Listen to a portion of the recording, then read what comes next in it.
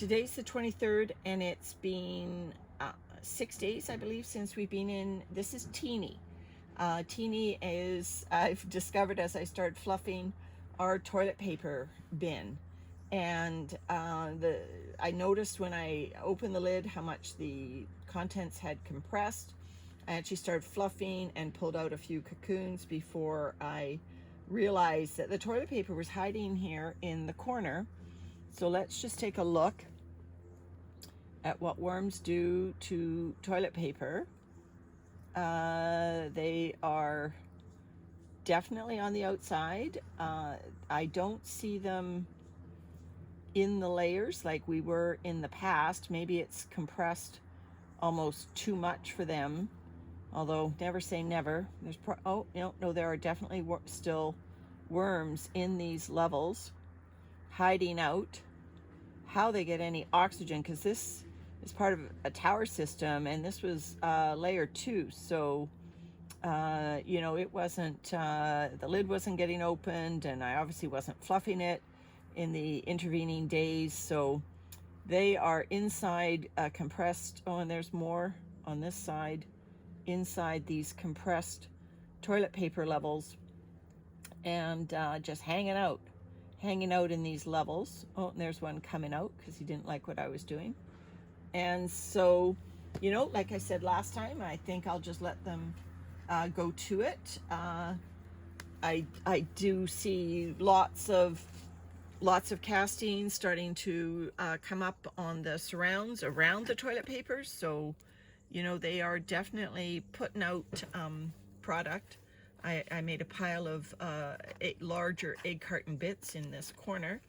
What I'm going to do is I'm just going to clear the corner away and put the toilet paper there and just let them continue working on it. I don't see a need for me to start ripping the toilet paper apart. I would have done that had the worms not shown any interest at all, but they are obviously into it. So it is now, clear passage for them to get down to the level below if they want to. But I will put that toilet paper back in there. I will put the larger scraps of egg carton and whatnot that I had around the edges. I'll just restore that surrounding for them. There's some leaves in there, and sort of fluffed away the few castings that were there. I found a few cocoons around the toilet paper, and I've taken those and I'm making a cocoon only bin now. So I'm moving those to that. And just while we're in Teenie today, I'm just going to show you what I fluffed up when I first opened this bin. We have a corn cob over here that I've actually rotated it around 180 degrees already. As you can imagine, the corn cob, always very popular. This has been in there a few weeks, and these worms are just in here enjoying the corn and all of the goodness that drips out of this corn.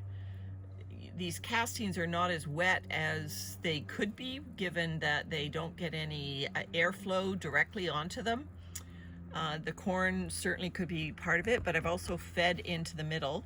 So these poor worms, I've disturbed them now, but I will put them back in their corn area. Oh, there's even more down there. I'll put the corn and the worms back there. And then I'm just going to show you, because again, I started digging in here without looking at my notes. And I didn't realize that not only had I put the corn on the left and the toilet paper on the right, but I actually gave them a feeding in the middle. And so my very first trying to turn the castings over showed that there is a feeding here that is still getting worked on in the middle. So again, this is part of a tower system, and you can just see the enormity of the worms in the middle here, but you can also see that they are still working on this food. And I can definitely still see food bits in it. And even though we have a lot of worms in here, There's a lot of them, and they're of all levels of maturity. Look at that whitish one. He does have red on him, but who knows? It's almost like a ghost worm. It's coming up on Halloween. And this is almost like a ghost worm. He's so white. He does have red on him. Is that a red wiggler? Who knows?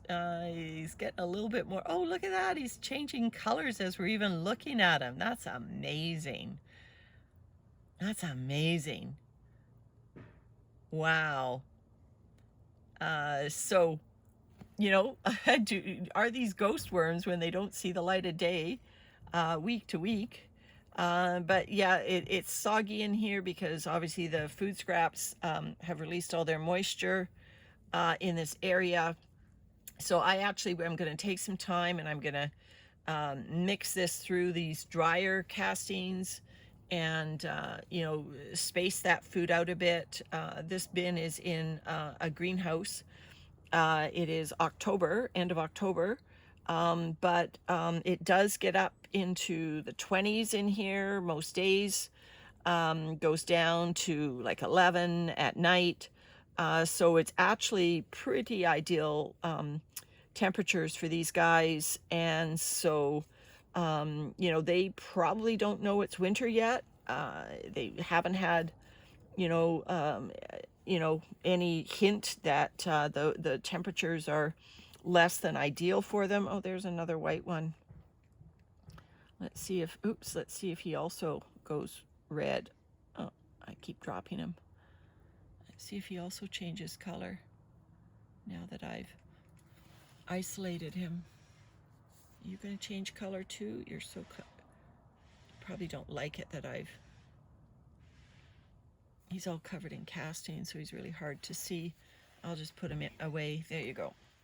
But yeah, so I've mixed up this old food that was in here. I've mixed it up with some of these drier castings. You know, when I first came in this bin, I thought, wow, I could, you know, these castings are almost dry enough for me to do a partial harvest, you know, get out some of these finished ones. And then I ran into that moisture feeding, but you can see these castings that are around the edges are very dry. Not very dry. They are, you know, good harvest, good partial harvest for sifting moisture levels. So, you know, but I've mixed it all up now. I think I'll let these guys go another few days, even though this Teenie has a lot of worms in here, a lot. You know, I don't want to overfeed, especially this time of year. So I'm going to let them continue to work on the corn cob and then the leftovers of that feeding from 6 days ago. And I'll come back in here. Today is Saturday. I will come back in here. Oh, come on, guy. Not a good idea. Back in the bin. I will come back in here on Wednesday, so I'll let this go another 4 or 5 days, and I'll come in on Wednesday, and that's when I will feed them up and maybe assess at that time the moisture level for doing a partial harvest. Although I must admit I'm liking just leaving this alone for a longer period of time, but I do think by Wednesday they will need to be fed again because there are so many worms in here. Anyway, happy Halloween. It was great to see a ghost worm. Micah, I hope you like it, that worms can change colors. All right, till next time. Bye.